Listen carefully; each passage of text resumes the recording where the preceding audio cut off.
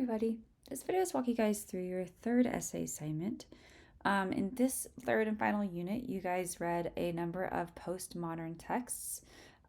So these texts look at a lot of different issues, including the ideas of identity, multiculturalism, that post-war trauma, modern consumer culture, outsider identity, and so on. So you are going to choose one text that you read in this unit and write an essay discussing how that work portrays a thematic issue related to postmodernism as a movement.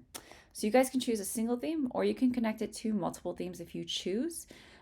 Just remember to keep your argument narrow and concrete and focused. So don't try to cover, say, 3 or 4 ideas. That's quite a lot for a very short essay.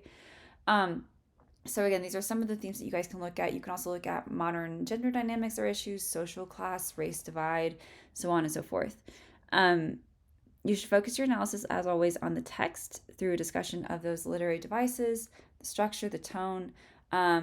Again, as always, keep the biographical or historical elements secondary, so keep those involved in your discussion, but they should not be the primary focus. Don't let it become a biography. Don't let it become a history essay. Should be, above all else, a literary analysis essay. You do need to use 2 sources in your analysis at least. These are credible sources, so they could be PBS, history.com, a .edu site. Just make sure that you are integrating that source material just as you would the evidence from your text as quotes to help support your claims. And then make sure you're citing them in text and on the works cited page. So this works cited page should have at least three entries, which is your 2 outside sources and your text that you're analyzing. Make sure that everything is checked for plagiarism and write the MLA formatting and citations and the correct length. This is 2.5 to 3.5 pages in length, and it's due by Sunday, December 8th at 11:59 p.m. So again, you can write less. You cannot write less. You can write more if you choose to. And that means to the middle of the the third page at minimum. You guys have a lot of choices a lot of different works that we read in this unit. So choose the work from the authors, again, that is of most interest to you, and the topic or elements or themes related to postmodernism within that work that are most interesting to you as well. So again, you need to use concrete evidence from the text and to support your analysis.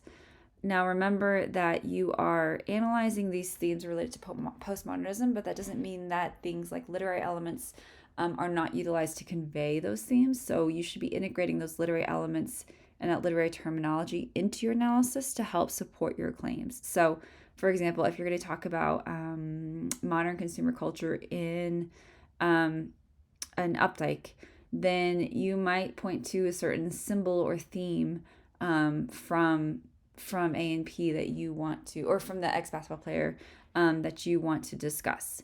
You might look at, for example, Ralph Ellison and the idea of outsider identity.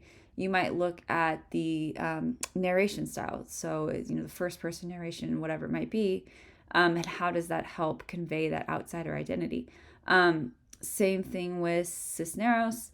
For example, you could look at the imagery that she cites or specific symbols within the text. The importance of, for example, the telenovela within her text and conveying this, quote unquote romantic ideal that she has,